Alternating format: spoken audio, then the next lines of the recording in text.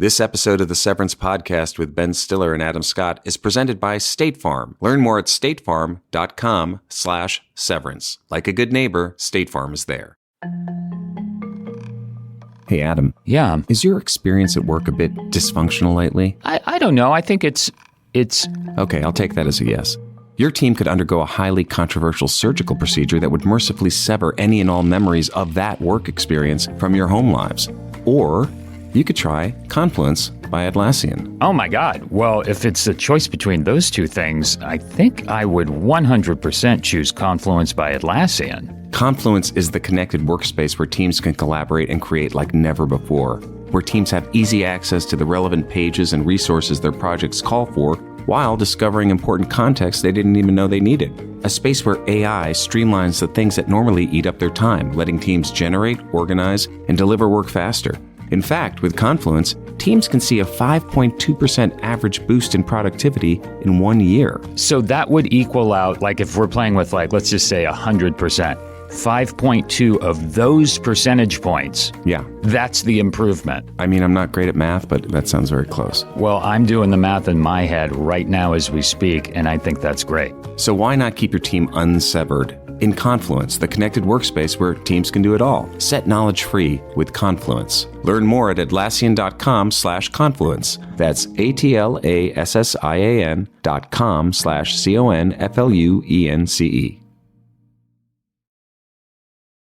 Hey, everybody. Before we get started, we just want to say a word about the terrible tragedy in Los Angeles and the fires that have been wreaking havoc all over, and just say that our thoughts and our hearts go out to all those affected. Yeah, and I know so many people who've been affected and their lives have been turned upside down. I know you know people, Adam, and just sending a lot of love and support to people. And we're going to have a link in the show notes, too, if you want to have somewhere that you can help support the relief efforts. And just also a huge thanks to the first responders, the firefighters, all the people who have been working so hard to put an end to what's going on there. Our hearts are with you.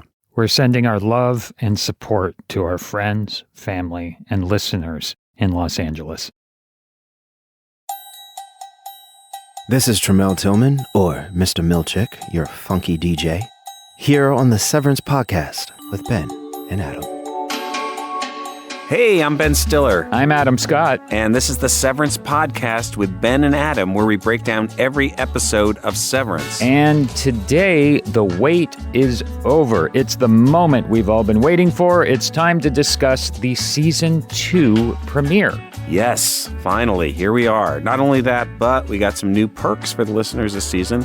We couldn't send everybody finger traps, but we did open up our very own hotline. You can call the telephone postbox of Lumen Industries' Severed Floor at 212-830-3816. That's 212-830-3816.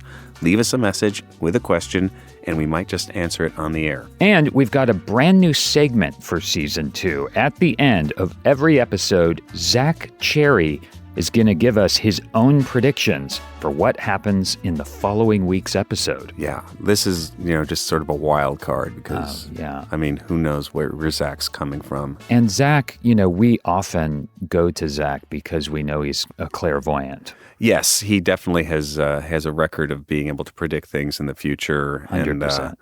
And, I just want to make sure that he knows we're talking about Severance, not Fallout or any of the other shows that he does. 37 shows he's on. Yeah. Okay, so here's what we're going to do in this episode. You and I are going to talk about the premiere episode, which is titled Hello, Ms.Cobel, which was written by series creator Dan Erickson and directed by me. And anything from the episode is fair game for us to discuss. So consider this your spoiler warning. Make sure to watch the first episode of the second season before listening to this. Yes, Adam, you should do that too. Yeah, I need to get on that. Yeah, and then later in the episode, we're going to be joined by Tramell Tillman. Yes. Who plays Mr. Milchick. I mean, it's Tramell Tillman. Incredible. Come on. I think you could consider him a breakout character. 100%. Yeah. He's amazing. And he'll answer our questions.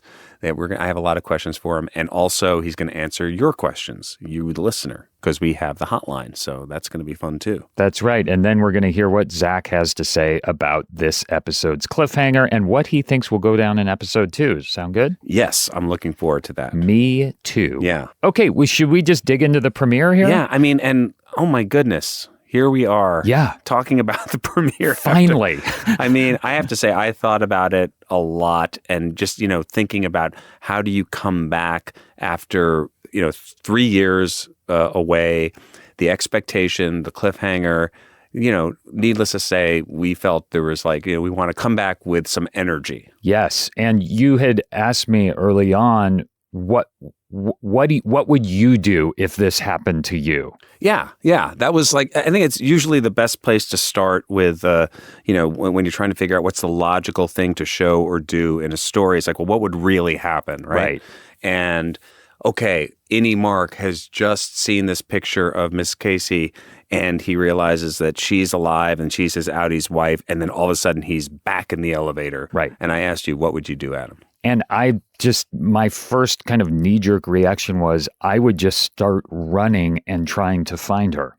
I would just run towards the wellness center. Right. And so that for me was oh, great. We can do another running in the hallways scene because we haven't done that before. Right. And it was actually really fun to think about because I felt this could be a nice sort of mirror to season 1's first scene in MDR when we first see you come off the elevator and you walk through all the hallways to get to MDR. Right. And so I thought, okay, let's tell everybody this is going to be a little bit more jacked up, a little more energy, a little more, the stakes are a little bit higher, and let's do this in a way that we haven't seen before, hopefully. Yeah, and it was incredible to kind of watch gradually over time you build this sequence out from that conversation to what it eventually became. But you were really kind of building it in your mind and with your team over a period of time, and it just kept growing and getting more detailed and intricate and really told its own little story here. Much to the consternation of our scheduling team. Yes. And, but that's also part of I think what you have to do when you're thinking about these things is what are these moments that we're, 3 years down the line or whatever it's going to be. We didn't think it would be 3 years, by the way, when we did it. But, what is going to be exciting to see and how do we figure that out? So it was a great collaboration between, of course, Jessica Lee Gagne, our cinematographer, and Jeremy Hindle, our production designer, and our gaffer and our grip and all of the people on the camera team to figure out our visual effects people, to figure out how to do these different shots that would all feel like one shot. And I think there are about 10 different pieces in it. And we shot those 10 different pieces over a period of, what would you say, 5 months? Yeah. And it was only because we were shooting other things and we realized that we were kind of trying to jam this into our schedule. Yeah. So something that on the page was maybe half a page or 3/4 of a page, if that, saying that Mark runs through different hallways to get to the wellness, ended up being probably 10 different pieces where each one had a different need in terms of what had to be done with the set. There was one where we had to do it completely with green screen and have you on a treadmill and have a motion control camera come around in front of you and do all this stuff. And then there was one where you had to pull one of the walls out. And we were using this machine called a bolt arm that's a motion control robot arm that the camera is on that you can program in moves to. And so that thing takes up a lot of space. So our normal sort of layout of all the hallways had to get sort of, torn up in certain. And so then when you're doing that, you can't shoot other scenes in the hallways. So we had to schedule it at times when maybe you guys would be shooting a scene in a different set. Right. And that was a lot of logistics, and our AD team and everybody on the show kind of got into it. It just started out with some storyboards that went into what we call a previs, which is a computer animation of the shot that has the actual sort of size of the lenses. And, it's basically this sort of bad animation that then you work off of as a template. Yeah. And then figure out how you do the different parts of the shots based on what that is. I remember you showing me the previs and just being like, oh, wow, this is going to be a lot of running. Yeah. And it was. And now kind of a few years later, people are seeing this sequence now and asking me if I trained to do this sequence. And Of course I should have trained. You should just say yes. Just say no, yes. I should. Nobody knows. But you know what? The training was doing it because I got into good shape from doing all of this running over and over again. You should have said you trained by watching Tom Cruise run in Mission Which is Impossible. actually what I did. Yeah. Okay. That is the best way to do it. It is. Yeah. Anyone that wants to train for running of any kind, just watch Tom Cruise. Because then he does all the work. That's and right. Then you can just, right? He's doing it for the rest of us. Yes. And then we picked a song that's, I think like really kind of fun and jazzy and has the vibe of the sort of, of the tone of the music that we have when we're down at MDR sometimes. And that's by the great Les McCann. It's a song called Burning Coal that I think he recorded it in like 1968 or 69. And he actually just passed away last year. Oh, he did? Yeah. Oh, he was wow. a jazz great. And so it was really fun to then work with Jeff Richman, our editor, in terms of figuring out the edit and the timing for the song, and with our music editor to really figure out how to make that track work, and then bringing in Teddy Shapiro's score in the back half of the scene. That's right. To kind of like transition into the more sort of, thrillery and ominous vibe that it ends when you finally get to the wellness area and it's been sort of disappeared. Yeah, it's just sort of erased. You see the faint outline of wellness center on the wall, which my immediate instinct when I saw that was that in and of itself is probably a mind game of some sort. Yeah, Being able for sure. to still see it a little bit. And that was a Jeremy Hindle idea too, to like open the door. Because I think Dan had written it that they were boarded up.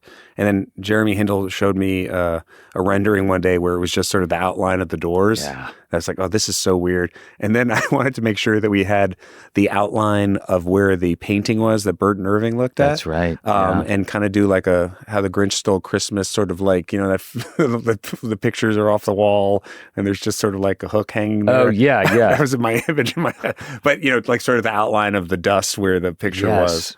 And yeah, that was really challenging for you and challenging for everybody. But it was fun. Yeah, and it's really fun to watch. It was our own little like side project while making the show. Exactly. And when we finished it, we had our own little rap.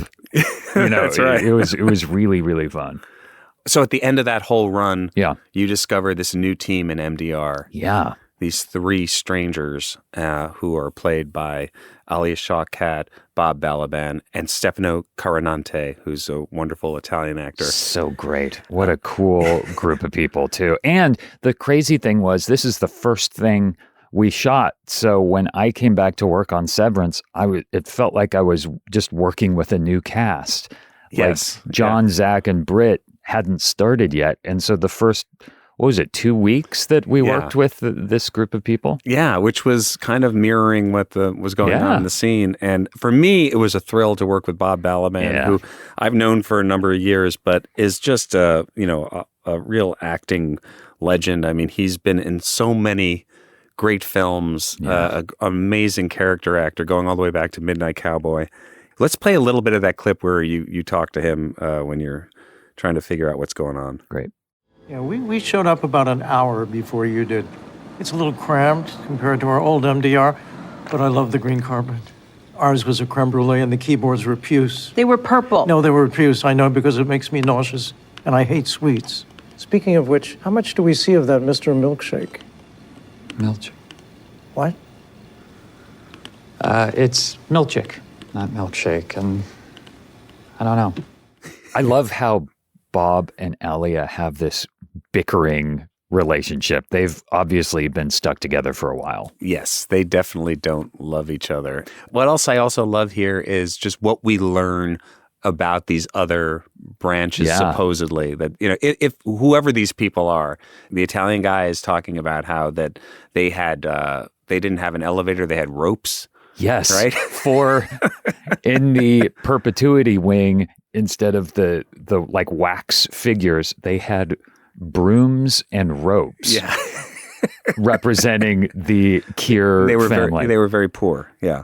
It was a poor branch. But at Alia's perpetuity wing, they had animatronic figures. Right, exactly. Yeah. So it's these little things that, are they real? Are they not? Yeah. They seem real to these people. And it's, I love the details that Dan puts in there.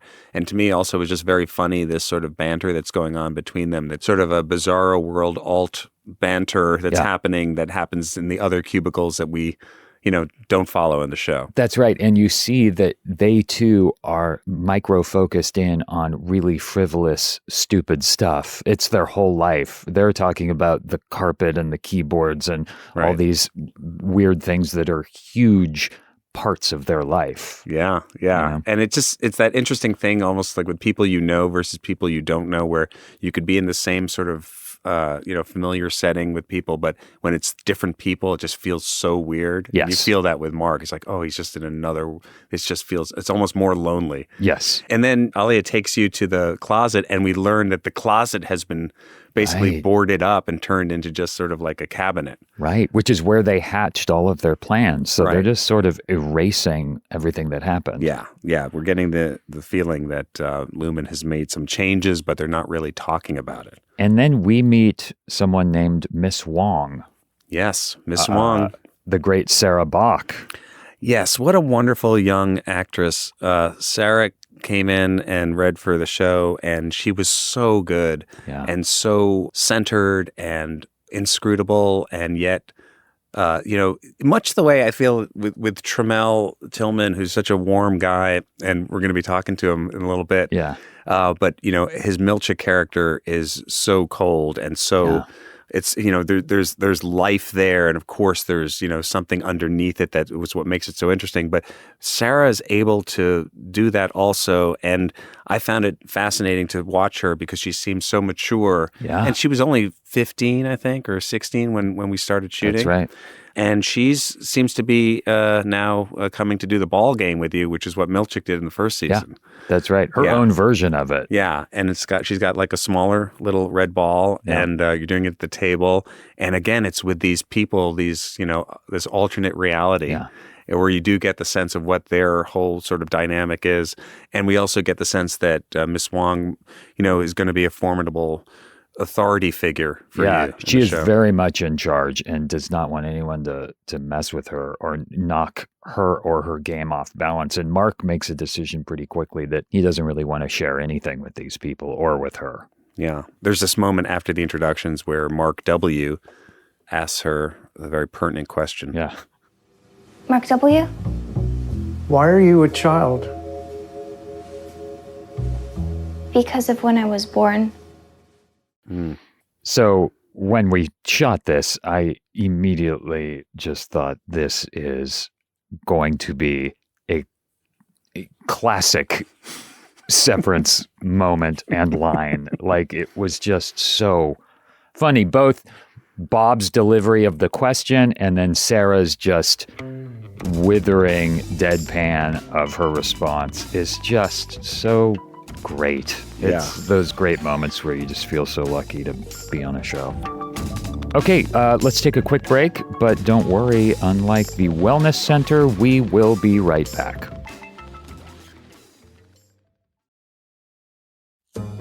In this episode, Mark is having trouble going back to Lumen, knowing now about his Audi's life. You probably don't have a chip in your head. So I bet it sends shivers down your spine to start thinking about working with a new team, report to new management, or to get your own insurance. But State Farm is here to help. Your local agent is there to assist you as you navigate the process and help explain your options so you choose what fits for you. Clearly, Mark S. works best with his old team. They're like family. But eventually, it's time to get severed from your parents' insurance policy. That's why State Farm is here to serve you, not Cure. Whether you prefer in-person, over the phone, on StateFarm.com, or through the app, your agent is there to help you make it a seamless transition into your new insurance reality. Learn how an agent can help you get out of your parents' insurance and into your own policy at StateFarm.com/severance. Like a good neighbor, State Farm is there. For the past 3 seasons of Gone South, we've covered one story per season. We tried to figure out who killed Margaret Kuhn. She told me I'm going to kill you. I said, well, do it, bitch. Go ahead and do it. We delved into the violent world of the Dixie Mafia. I'm an outlaw, and I was a thief, but I'm far from being the psychotic nutcase that I've been made out to be. And we tracked a serial killer in Laredo, Texas. Just turn around, please. Turn around. Hey, hey, hey, hey, hey! Now, Gone South is back for a 4th season. But this time, we're doing things a little differently. So, in Gone South Season 4, we'll be bringing you news stories every week with no end in sight. I'm Jed Lipinski. Welcome back to Gone South, an Odyssey original podcast. Listen and follow now on the free Odyssey app or wherever you get your podcasts for new episodes every week.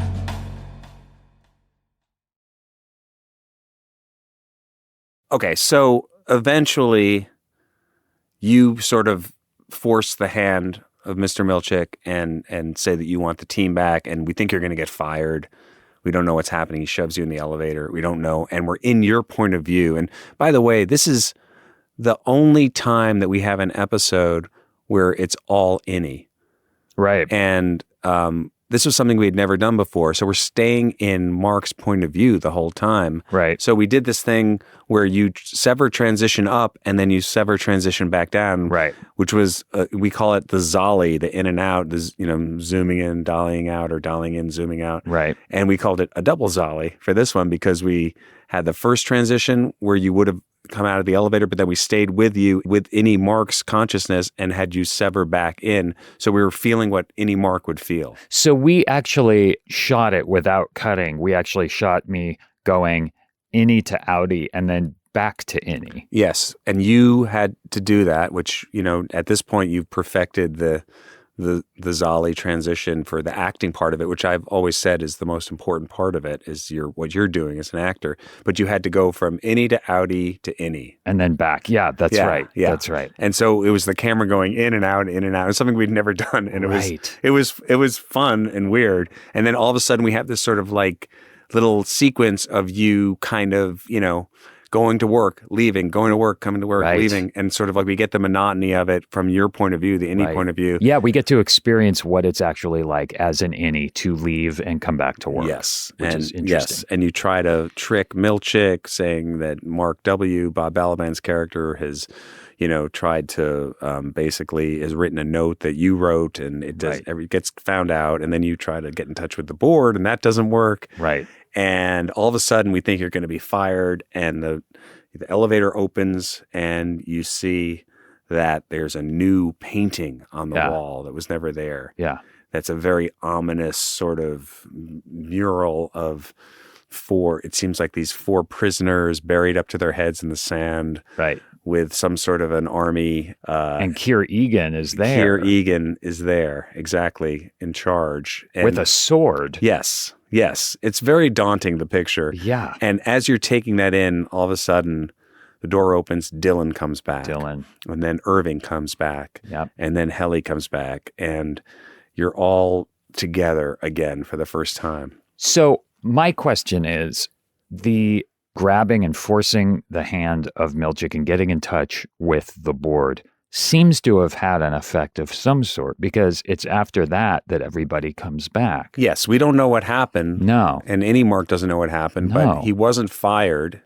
He's back, and all of a sudden his team is back. Right. And the other people are gone. So something may have struck a chord. Who knows? Yeah, who knows? Who knows what happened? And then Miss Wong shows up in MDR and says, we're going to the break room. Right. Everybody's going to the break room. Which is scary, obviously, for these people. Yes. And then we see the new break room has been redone. As like a rec room of sorts. It's it's got some cool furniture. It's some awesome posters. Got posters. It's brighter. There's a big screen video projector. Yeah, it's like one of those video projector screens you see in rec rooms in like the late 80s, early 90s. Yeah. And there's like a weird game on the wall. We don't quite know what that is. That's right. And then Milchick is like very, very nice and basically says, hey, take a look at this. And it's sort of a video that's been produced to kind of explain to you what happened. Yeah, it's like a welcome video, but also sort of a catch up. Yeah. And it happens to have been done as an animated entertainment for you. Yeah, so it's claymation. Well, it's not claymation. I think that's your Parks and Rec Ben Wyatt. Claymation. What is it exactly? Which, by the way, is one of the classic episodes of all time. Oh my God. You've always loved the claymation. With a stand in the place where you are, and it goes like a second and a half. That's right. And it took so long to make that.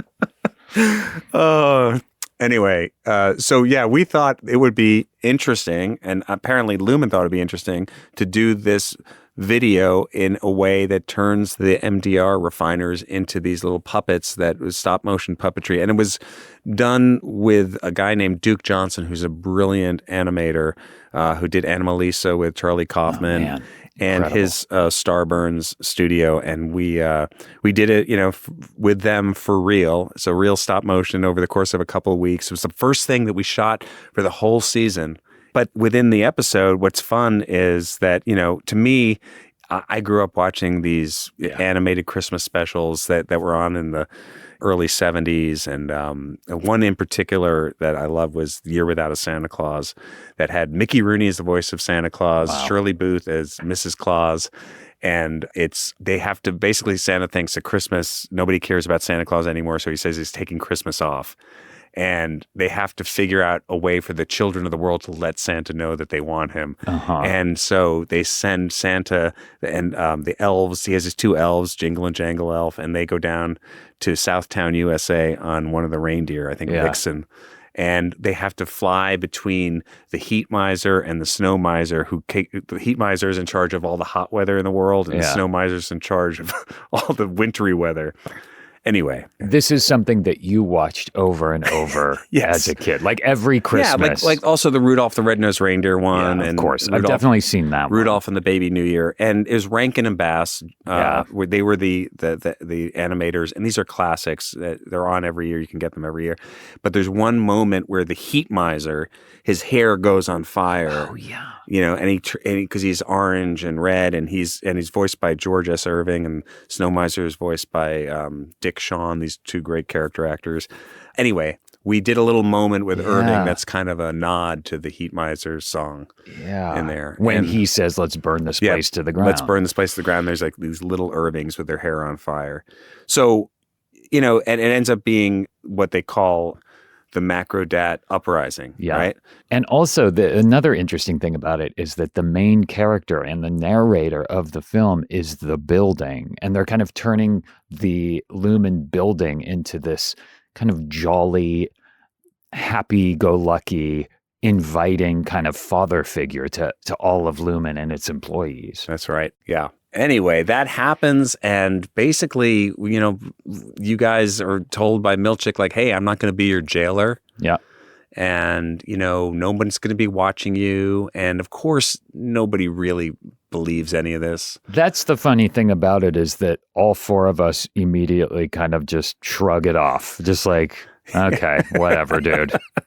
I think it's so sinister that they would do something that was so upbeat and fun and childlike. But basically, we're learning within that little piece that they've recorded your voices, because there's a recording of you making your speech at O&D and a recording of Irving saying, let's burn this place to the ground, that are actual recordings. So it's even, in my mind, it's even more ominous. Yeah. And it kind of goes to show that maybe that closet that they've covered it up for a reason, because it was the only place where they had some privacy, because obviously they weren't able to record and didn't know about them taking advantage of the OTC. Yeah. And now they just have to kind of like go, screw it. We just got to like whisper and talk to each other somehow. And everybody wants to get caught up on what happened out there. Right. And we learn, that what you saw, which is the big news, we learned that Helly is it seems like she doesn't want to tell the truth about what she saw. Yeah, like she's embarrassed about what she saw or something. And also, Helly noticed in an earlier scene that the camera that was always in MDR is no longer. That's right. Yeah, they're being told basically that, like, hey, you don't have to all like huddle up in the closet. He's kind of letting them know that we knew you were doing that. Yeah. But it's interesting that Helly doesn't want to tell the truth. It's interesting that Irving is basically still getting over this really traumatic moment of being at Bert's door. and wants to leave and kind of wants to end it all. Yeah. And Dylan is able to sort of talk him off the ledge, and everybody ends up back in MDR. Wonderful scene between John and Zach there. Great scene. Yeah. Love that scene. Where also Irving tells Dylan about the black hallway too for the first time. Yes. And then everybody's back around the cubicle, and we're kind of like resetting. Yep. For the beginning of season 2. And the music cue there is really terrific. Yes. Too. Yeah, that's a great song by the Allergies, which are kind of a DJ group. Oh, cool. And, it's a great kind of, we're resetting in a way. Everything is now different, but we're seeing them sit in their familiar spots. Yeah. It's a really fun I love moment. that. Yeah. And then that last little moment on your monitor, and like we see a flicker of it looks like Gemma, possibly. Miss Casey. Yeah, it's interesting. Yeah. So we don't quite know what that is. And we see that it says Cold Harbor on it, which is another file that it seems like that's the file you're working on. Huh. Interesting. Yeah. Okay. The MDR team continues to search for answers as they try to piece together memories from the overtime contingency. But luckily, you don't have to take a mind-erasing elevator to work every day. So your workplace productivity can be much simpler with Confluence by Atlassian. Confluence is the connected workspace where teams can collaborate and create like never before, where teams have easy access to the relevant pages and resources their projects call for, while discovering important context they didn't even know they needed.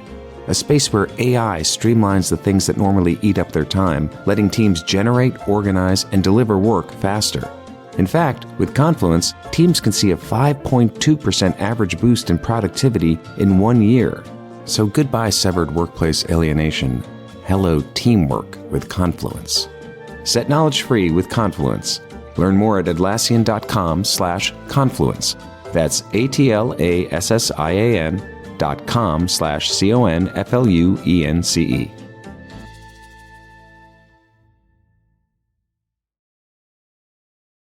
Our guest today is the wonderful, incredibly talented actor, Mr. Tramell Tillman, who plays our new floor manager, Mr. Milchick. Yes.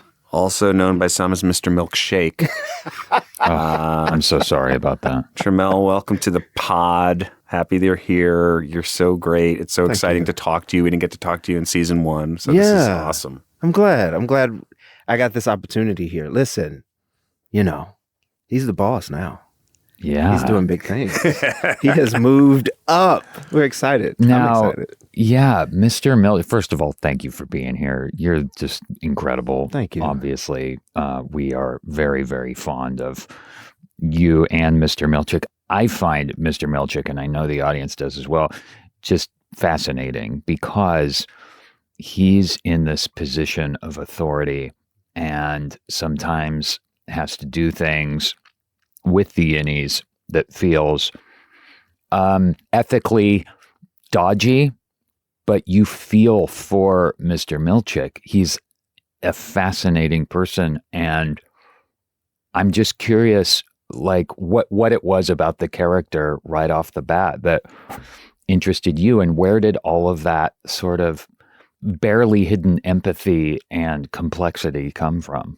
Well, first, I got to say thank you so much for seeing that the man is not completely a monster. Oh, yeah. I think there's a couple threats out there for Milchick. They want to see him in the streets and lay hands on him. But, I think what's so important about building Milchick was to find his heart. Yeah. And find, his pulse, his rhythm, what drives him in this space. And he's the keeper of all these secrets, right? So he knows everything, but all of it is in service of Lumen, in service of Kier. So for me, finding a way in was really finding depth and connection with the innies. And as long as I can get some idea of trust with them, if I can get them to play along, I'm winning. Yeah. But one of the interesting things I think in the dynamic of the show is that we never quite know where you're at in terms of your feelings for them, what you're up to. As you said, like some people see Milchick as a very scary character because you don't know. You don't know what's going on there. And sometimes he's scary, sometimes he's charming, sometimes he seems connected, sometimes he seems, that he's totally putting up this facade. And so it was fun over the course of the season to have those discussions with you. And, we didn't know each other before. And maybe we could just talk a little bit about your background, where you came from as an actor. Where did it all start for you, Tramell? Because I know you did some things before you went into acting. I did some of everything. For me, it started in the church. I grew up in the church in Landover, Maryland, and it was very important to my mom that I was active. It wasn't just all about schoolwork. She wanted to make sure that I was well-rounded. And she got involved with this play at the church, and they needed somebody to play her son. And what better person to play her son than, I guess, her son, right? But when I was approached about doing the play, I was terrified. I didn't want to do it. I was incredibly shy as a kid. I didn't like standing up in front of people. I didn't like talking to people. I didn't like engaging with strangers. So I just wanted to be in my room reenacting scenes from movies like Bad Boys, Yeah. So she encouraged me to do this play, and something just connected for me. I had one line in one direction. I was supposed to say hi and sit on the couch. That was it. And when I did, something just lit in me. And I said, this is amazing. This is so much fun. And what was it about it that was exciting? I think it was sitting on the couch in front of all of these people who I wasn't really sure. I knew some I did, some I didn't. And just existing together in a space, just breathing.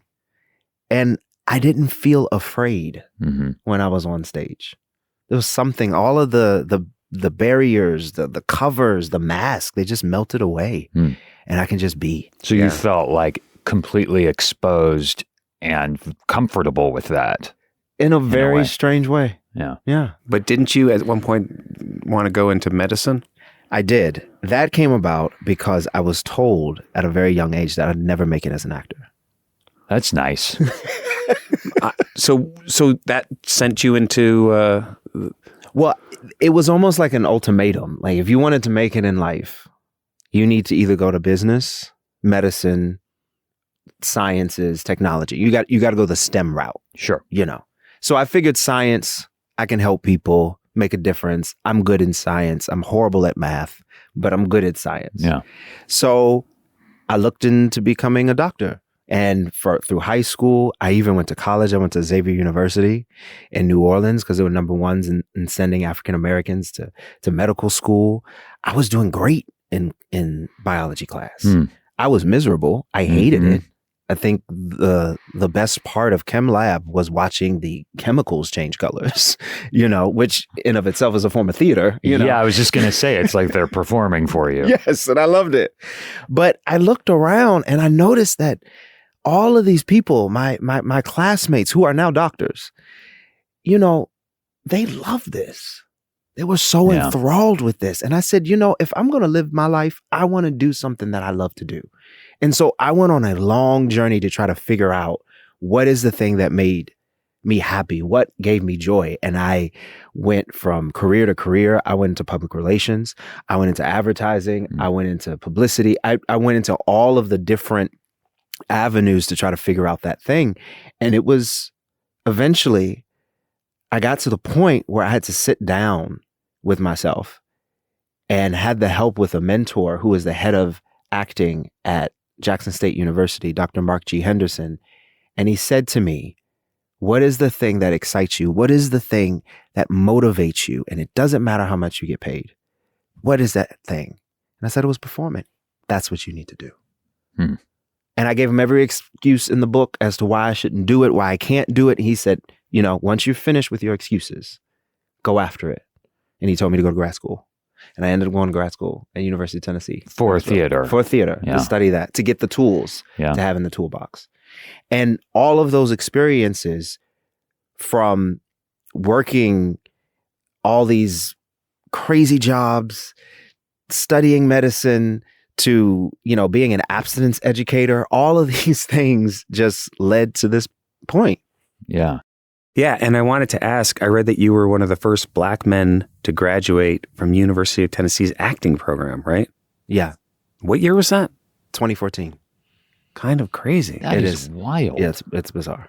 Wow. Well, I mean, just to talk about that for a second, because Milchick is really the only Black employee or person in management, right, that we see.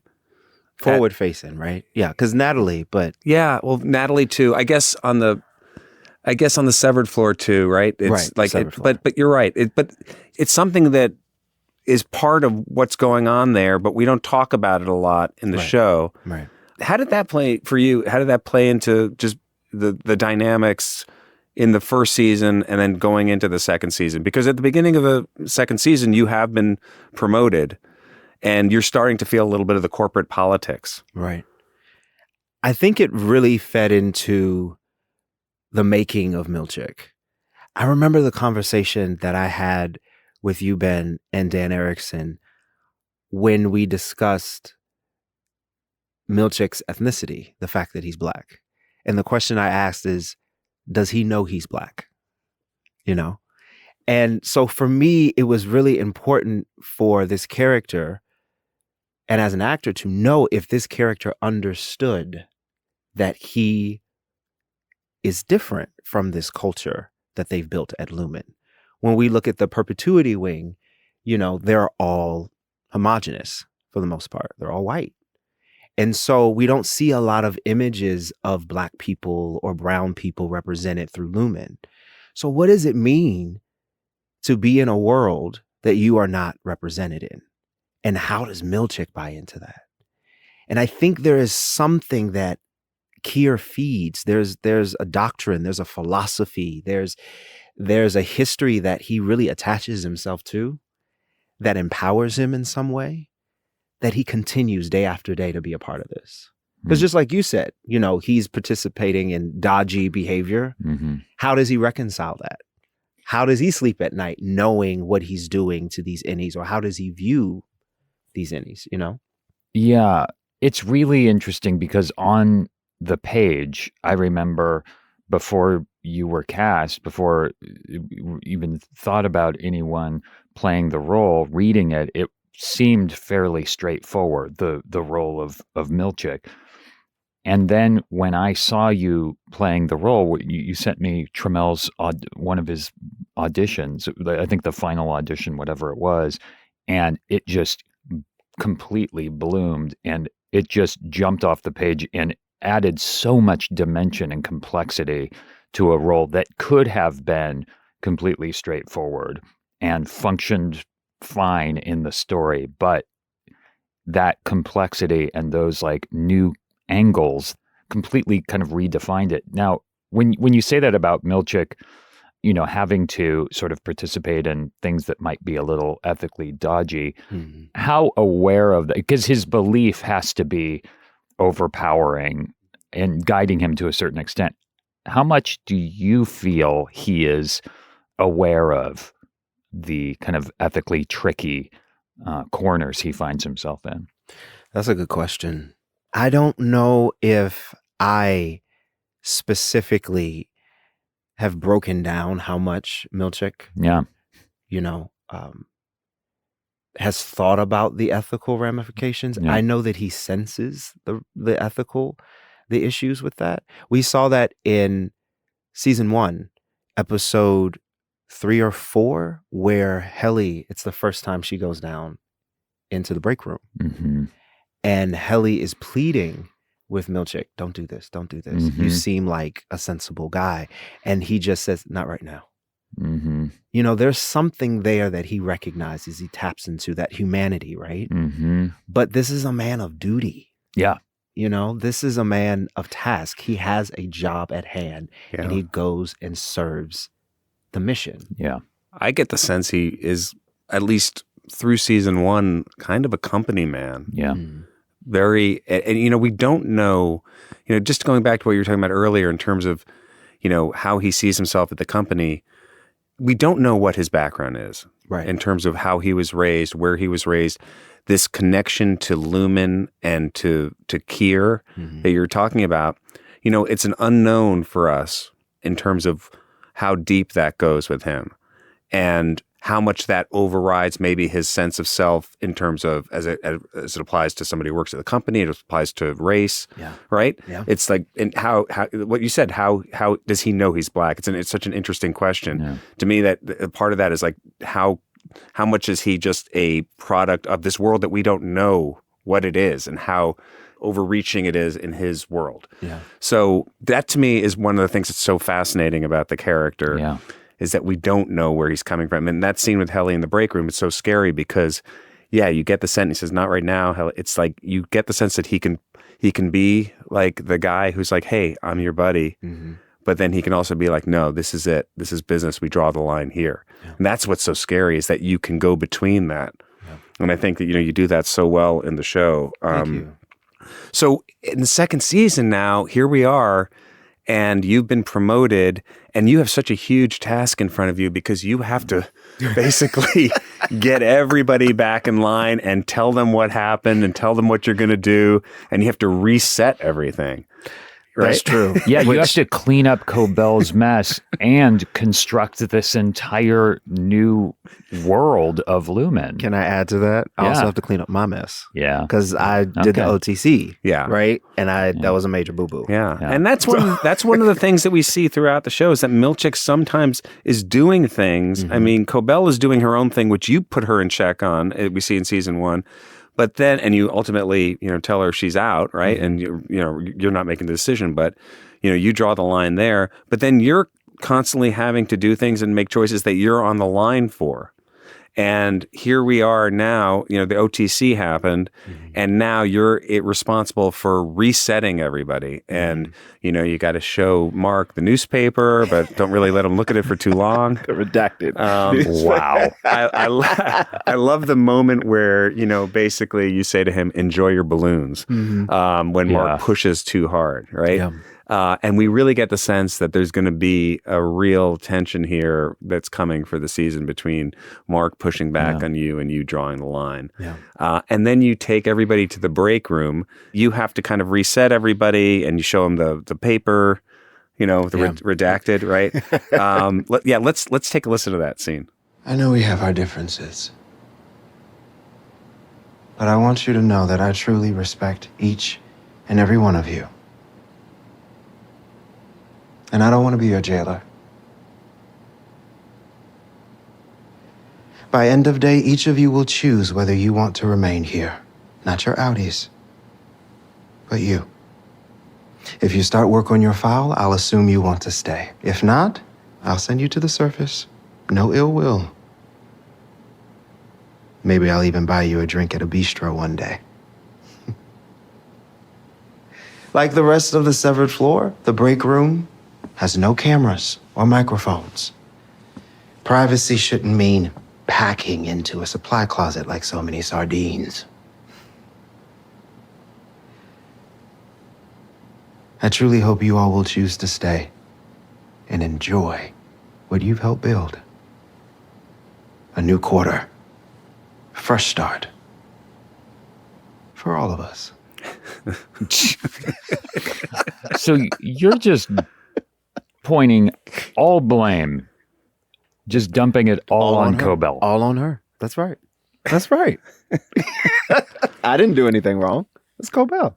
Now, in season 1, you saw her kind of going off track here and there, but she was above you, and you were somewhat supportive. But then when things completely went off the rails, like Ben said, you were tasked with telling her she was fired. It was time for her to go. So now you're stepping into her role. Is this sort of, it's like you were saying, it's this, you have several messes to clean up, but this is a huge opportunity for Milchick as well, isn't it? Oh, absolutely. I believe Milchick to be not only just a company man, but an ambitious company man. He has his sights set high.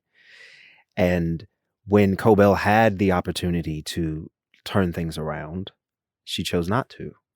And I think it's really interesting, going back to season 1, Cobel asked the question, did Milchick turn me in, when she's talking to Natalie?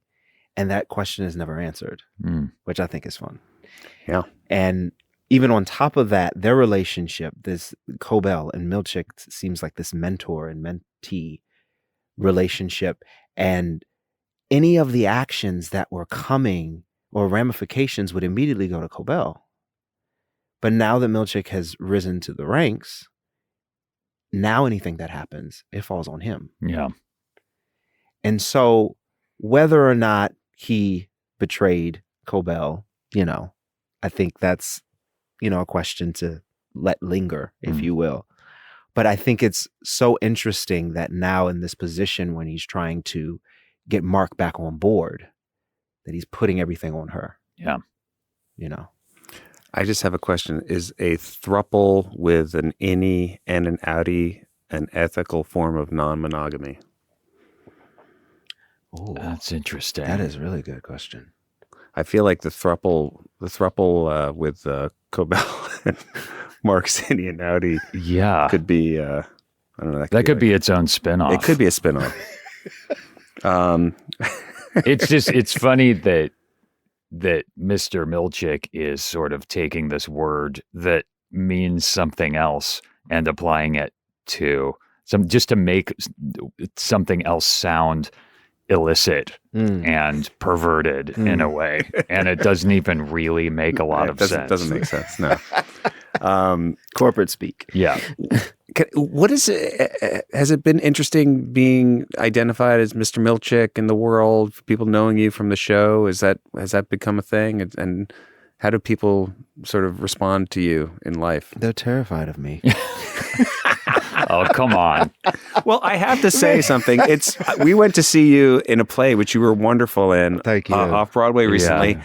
And this character was 180 degrees from Mr. Milchick. And you were smiling and laughing and so accessible and warm. And I'm sitting there watching it knowing you for a number of years now, knowing you're an actor, knowing you're creating this character. And I'm going, oh my God.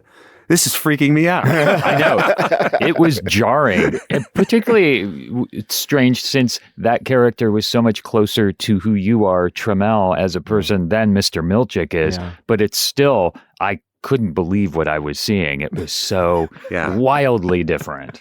I'm so impressed. I mean, honestly, and having worked with you over the last few years, I see the intensity and the specificity and the concentration you have when I'm working with you. It is, I do feel like I'm working with you in character as Milchick. I don't know how you do it. Maybe talk a little bit about that. You don't have to if you don't want to, but like you're in a space, and we all go into a space when we're working, but it feels different than probably if I ran into you on the street or right now. Sure. Yeah, I mean, with Milchick, it feels like you got to put a suit on. You know what I mean? This man's got layers upon layers upon layers, and at any moment he could turn. So for me to walk in that, even on set, I'm not, at least I don't think I'm a dick to anybody on set, but there's a heaviness, there's a weight that you got to stay in. And the way the ship is ran, we work. We're like so focused and so tuned in. Yeah. And getting the shots and angles and everything, we can't afford to lose any moment. You're so right. Everybody has the responsibility on the set, to get the most out of our days. And you guys have so much responsibility because lots of times you come in with these long speeches or these very long scenes, very specifically worded. Nobody's really improvising on set. No, you can't. Yeah, and so you guys are bringing in, your end of it. We all know each other now. We know, okay, we're going to be going for a lot of shots in this scene, or we're going to be going for a oneer in this scene, where everybody has to have it nailed, and everybody seems to really come to the table with, taking care of their part of the bargain. And it's always, so appreciated. And I'm always amazed because I watch you guys, and even though I'm an actor, as a director, I just am like such a fan because I see how good you guys are with this very technical stuff. I mean, we also can't not talk about the MDE from season 1. Oh yeah, music dance experience. Oh my God. You must get a lot of that out in the world. People wanting to talk about. Yes, one person came up to me and asked me to reenact the dance in the middle of the street. I'm like, okay, we're not. What am I? What am I here to entertain you? Yeah, exactly. I'm a clown. I amuse you. But it's amazing. I love it so much. I remember when we were doing it, and when I was editing it, I just was like, this is like my favorite thing to watch in the world.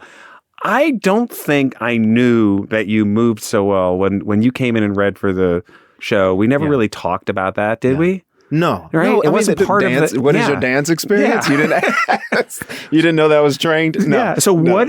Can you tell me what is your training? Where does it come from?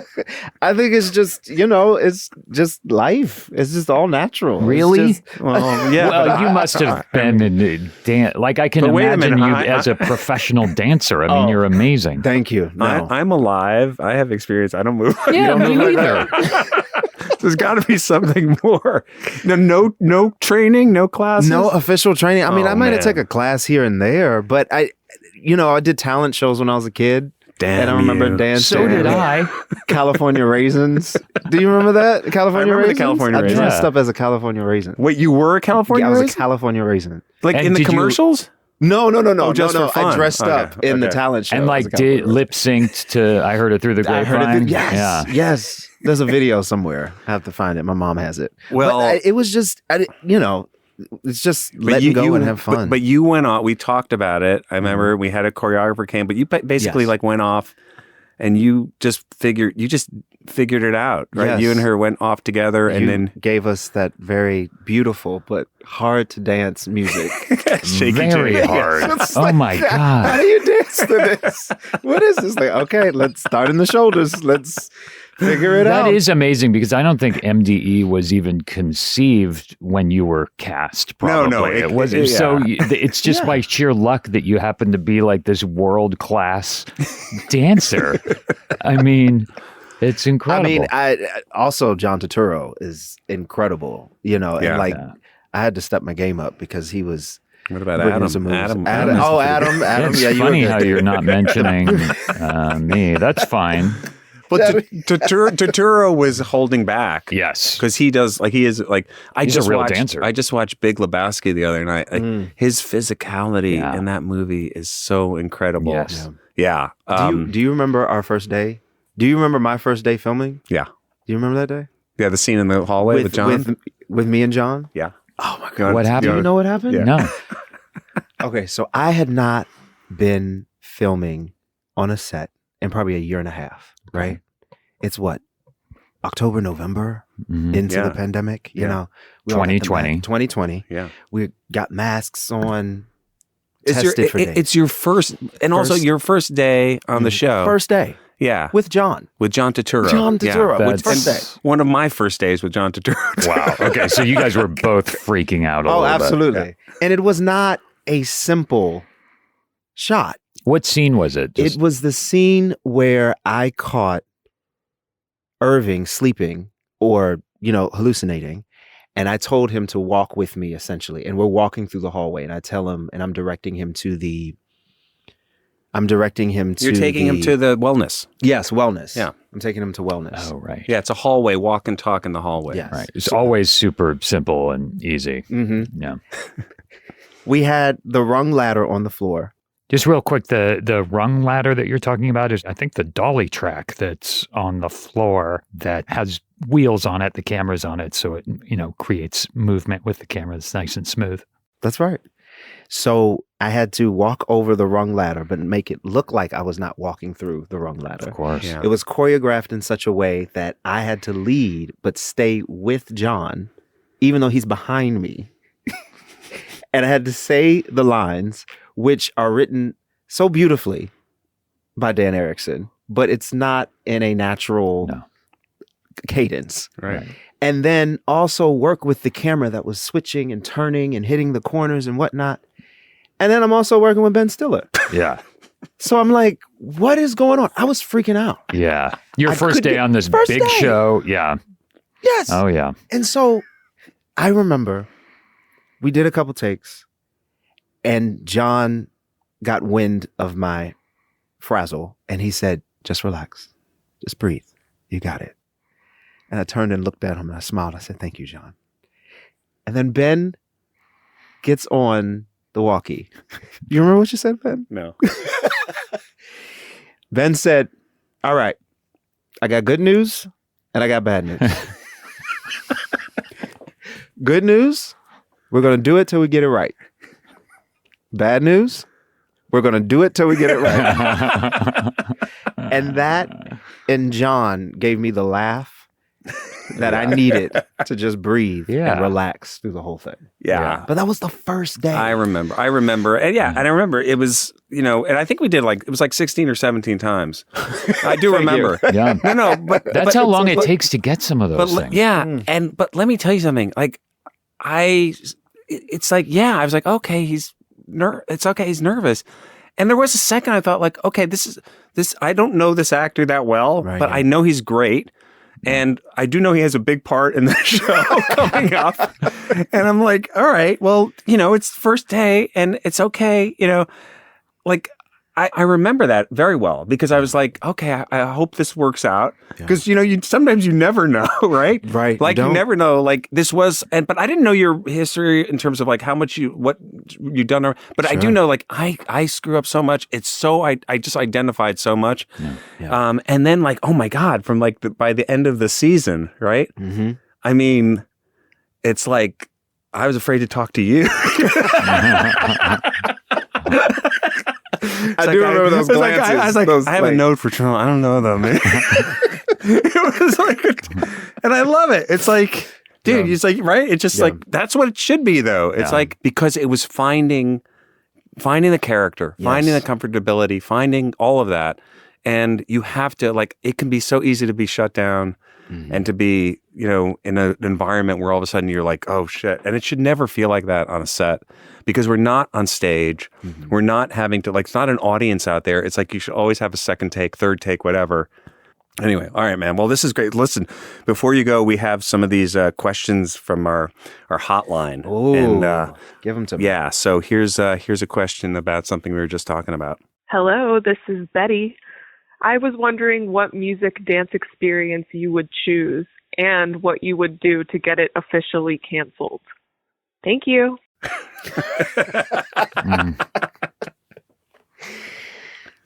Do we have the list? Do you remember the list? There's a list for the music dance experience. By the way, it's also one of my favorite moments is the music dance experience is officially canceled. That was so much fun. Yeah. I remember we did that when we had come back to like shoot again after we had finished principal photography. And I remember being back and watching that moment where you swipe the thing. There's the awkwardness with the card, but also with the door that doesn't slam. Mm-hmm. It was amazing. Oh, that was so much fun. Yeah. Also, the music dance experience is officially canceled is also like one of those moments I think that defines the tone of the show where it's like funny, but real. And it's sort of like ironic and like, what is this guy doing? But he's like also in charge and it's everything. Yeah. Okay. It's almost petulant. Oh yeah. It's like, I'm taking this away. Well, also you're not acting right. It's canceled. Yeah. And also like when you drew blood, like it's really, yeah. How dare he? Yeah. This is supposed to be a good time, man. We needed some frivolity and he ruined it.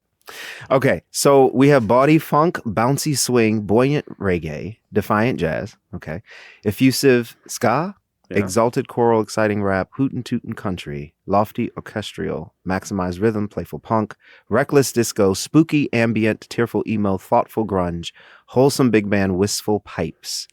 And the question was, if I had to choose which one would you choose? Which one would I choose? And then what would you do to get it officially canceled? What's the choral one? What is that called? It's choral, exalted choral. Exalted choral. Wow. That sounds very, very religious. That sounds like an experience. I have to go with body funk. Body funk. Body like B-A-W? B-A-W-D-Y, Oh, yeah. man. Yeah. Like, it's got I think that's right for funky. you, Tramell. Yeah, body. Doesn't it feel guttural? Oh, Like it's, yeah. I can see you just getting in it. all the way down, man. I want to see Tramell step into the body funk. And then I want to see you do your dance. It'd be exactly the same. To the body funk. The march? The march. Yep. The march I'm was gonna great. do my march. Which you matched. You came up and did it right along with me. Oh, man. Okay, one more. Okay. Second question for Mr. Milchick. Hello, my name is Karina Sadiva, and my question is, who is Mr. Milchick's most favorite and least favorite severance worker? Thank you so much, and have a pleasant day. Oh, I hope I don't get in trouble for this one. Yeah. It's a good question. That's a really good question. And Adam's not in character now. Yeah, so you can say whatever you He's an want. executive producer. That's right. Well, I would have said Mark, but he's mouthing off at me in episode 1, so I don't know. That's right. I don't know about that. I think Irving is one of his favorites. He gets it. He understands the principles. He knows all 9. And he appreciates what Kier stands for. He understands that the work is mysterious and important. Yeah. He's reliable. You can count on Irving. I love the scene in episode 7, season 1, where, the Burt retirement party, where you have to,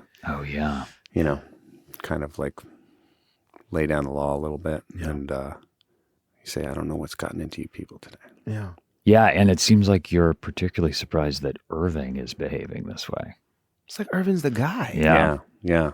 He's always focused. Man, Tramell, it was great to see you. I'm so happy that we got to talk, and you're so great. It's exciting what comes up in season 2 that we can't talk about yet. Man, where we're headed, and maybe you'll come back at some point. Because there's a lot of great stuff to talk about as the season develops, and it's been really fun. Working on the second season with you was just a great experience. Thank you. Yeah, and looking forward to more in the future. Oh, absolutely. Yeah. Do you know who I need to talk to? An IT person to fix my screen? It still says, "Hello, Ms.Cobel." Who do I need to talk to? Oh, yeah, that? we'll get that taken care of right away. Okay. Yeah, sorry about that. Yeah, I called. I've been calling. I know that you're not happy about that. I know. No, I'm not. That seems to really piss off Mr. Milchick. I'm not sure why that is, but it's just He's not a fan. we need to Is there like a little moment there where you kind of say to Miss Wong, like, if somebody calls, you get them to fix a screen right now, and it feels like it drops Milchick a little bit. He gets a little more familiar. Is that right? It's a little real. Yeah, it's a little too real. It's like, all right, guys, come on. Now, we haven't talked about this. I've been here a couple days. I love that moment. It kind of like the veneer drops a little bit. And then Dylan comes back and he's like, oh, yeah, we're great. We're good. All is good. Oh, yeah. We're good. So much good stuff. I also like seeing all of Milchick's stuff that still has bubble wrap around it, kind of behind him on the shelf. It's really interesting. Yeah, and also where he keeps his motorcycle helmet and leather jacket back there, and the secret room. We didn't talk about that. The secret room. Yeah. That was such a fun thing too, because Dan had written it as, there's this like back closet. And in season 1, the first time we see, when you bring Mark in to see Ms.Cobel, the first time we see Patricia, she comes out from that door. Yes. And I always remember thinking like, okay, there's like something in there. We don't know. And we all came up with this idea of like, oh, what if there's like actually like a passageway in that door that can go back to where it's like your real back office. That's right. I only read my lines. So I don't know what's going on this season on Severance, but I'm excited to find out. I keep trying to convince you guys to let me do the announcer voice on the show. My dream was to sort of be like the movie phone guy and say, coming up next on Severance. So we're going to get that in here too. Here's my predictions for what happens in episode 2. Next time on Severance, Miss Casey is trapped in the number 4. And then when Mark finishes Cold Harbor, she moves up to the number 5. But she doesn't want to get to the number 7 because obviously 7, 8, 9. And that's some scary stuff. And then also, I think Milchick is going to change his name to Ms.Cobel, so then he doesn't have to feel sad about his computer login screen. Maybe they'll send him 2 paychecks by accident. Okay. First of all, the 4 trapped in the number 4, it doesn't make any, the premise of his joke, he just wants to get to 7, 8, 9. Yeah. Like a second grader joke. As usual, Zach is just, after applause and laughs and nothing else. Doesn't care where they come from. Yeah. And he also wants to do his announcer voice thing. Yeah. Which is sort of, it's not like in his wheelhouse, really. No, but, just like always, I'm sure it'll work out wonderfully for Zach and he'll get some big voiceover job because of this. Yeah, why don't you pitch it to Fallout, Zach? Yeah. See how they like it, because we're not buying it here. Give it a shot on Crashing. Okay, and that does it for the Season 2 premiere. We'll be back next week with creator Dan Erickson to talk all about Season 2, Episode 2. And you can stream every episode of Severance on Apple TV Plus, with new episodes coming out every Friday. The Severance Podcast with Ben Stiller and Adam Scott is a presentation of Odyssey, Pineapple Street Studios, Red Hour Productions, and Great Scott Productions. If you like the show, be sure to rate and review this podcast on Apple Podcasts, the Odyssey app, or your other podcast platform of choice. Our executive producers are Barry Finkel, Henry Malofsky, Gabrielle Lewis, Jenna Weiss-Berman, and Leah Reese-Dennis. This show is produced by Zandra Ellen, Ben Goldberg, and Naomi Scott. This episode was mixed and mastered by Chris Basil. We had additional engineering from Javi Cruces and Davey Sumner. Show clips are courtesy of Fifth Season. Music by Theodore Shapiro. Special thanks to the team at Odyssey: Maura Curran, Eric Donnelly, Michael LeVay, Melissa Wester, Matt Casey, Kate Rose, Kurt Courtney, and Hillary Schuff. And the team at Red Hour: John Lesher, Carolina Pesakov, John Pablo Antonetti, Martin Valderuten, Ashwin Ramesh, Maria Noto, John Baker, and Oliver Acker. And at Great Scott, Naomi Scott, Kevin Cotter, Josh Martin, and Christy Smith at Rise Management. We had additional production help from Kristen Torres and Melissa Slaughter. I'm Ben Stiller. And I'm Adam Scott. Thank you for listening. And we all thank Keir for the Macrodat uprising. Yes.